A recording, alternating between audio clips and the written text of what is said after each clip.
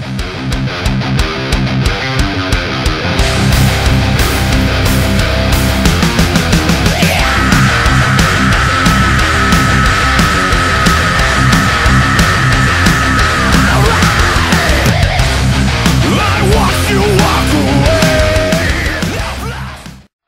guys, I'm back again with another review. It's been a few weeks since I've done an actual review. In this review, I'll be doing a review of infected films. So they're similar to zombie films, but of course the people who have got whatever it might be are not dead yet. So, I've got a few of the most well-known. I've got perhaps the two most well-known ones, and then others, like, you know, are not really well known. So I'll start by reviewing perhaps the most famous one, which is 28 Days Later. Now, the film 28 Days Later is a very interesting film because it was a shot on camcorder film, and it was directed by Danny Boyle. And the story is basically of a guy played by Cillian Murphy. I think that's pronounced right. I pronounced that right. And he basically wakes up in a hospital, and there's no one around, and he walks out into the streets of London, and there's no one else there until suddenly he finds a group of people, and he goes like, "What's going on?" And it turns out that he's been asleep for 28 days. And in those 28 days, a virus has broken out. When you get infected, it actually infects your entire body within seconds. And when the people who are infected are sort of locked in this permanent rage, where they're running around beating, killing people, and like zombies, they sort of eat the flesh. It's really cool and really well done. Even though it was only for quite a low budget. It's got quite good cast and got a lot of good action in it. It's got Christopher Eccleston in it, who's a well-known British actor. It's a really good film, really well done, really good gore, really good action, really suspenseful, and it's really well done for the budget they had. The special features I got on this disc. This disc came in a box set which contained The Descent and Dog Soldiers as well. And the special features you get a commentary with Danny Boyle, 8 deleted scenes, a storyboard and alternate ending, making of 28 Days Later, Jackknife Lee music video, still in Polaroid gallery with commentary, animated storyboards and trailers. So you've got quite a lot on there. Really good film. Check it out.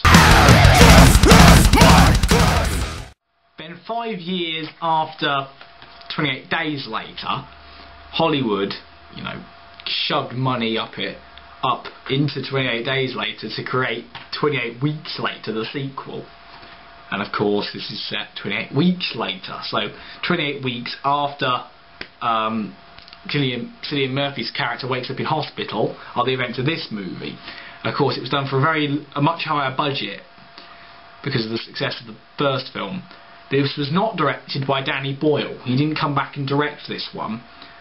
This is directed by a guy called Jean Carlos Fresnadillo. I think that's pronounced right. This time they've sort of cordoned off a part of London which is, and they're repopulating this small area of London which is not infected, and it's like quarantine in the area, and they're trying to live this life in this thing. And there's this these two kids, and it just happens that their dad sort of is the high part of the institutions of what they've set up. So he lives at the very top of the building in this like big penthouse apartment. But then the kids, they've lost their mum, and they end up going sneaking out of the quarantine area and end up bringing their mother back because they find her in their old house and she's gone there, but they think their mum's dead and they find her alive again. But then they take her into the area where they're repopulating it, and it just happens that she's a carrier of the infection. She hasn't got the she's not being affected by it, but she's carrying it. And then her and her husband kiss, and the virus gets passed on to him, and he then gets infected and then starts turning, and he turns into a monster, and he kills her and then breaks out, and then he starts biting people, and more people start turning into these infected creatures, and then the government and the army try and close it all off and try and quarantine it before it gets out of hand by shooting the infected people, but then they find that they can't, so anyone, and they release an order that anyone can be shot, and it just goes on like that, and the people end up having to find their way out of the city any way they can. Really good film. Really check it out. It's not as I didn't think it wasn't as good as 28 Days Later, but it was certainly a good film. The film Quarantine was quite an interesting one. It's basically like a shot on camera, like not shot on camcorder, but done in that style. You know, the handheld camera work. It's done in that style, and it constantly jumps in and out of scenes. It jumps in and out of from normal camera into night vision and stuff.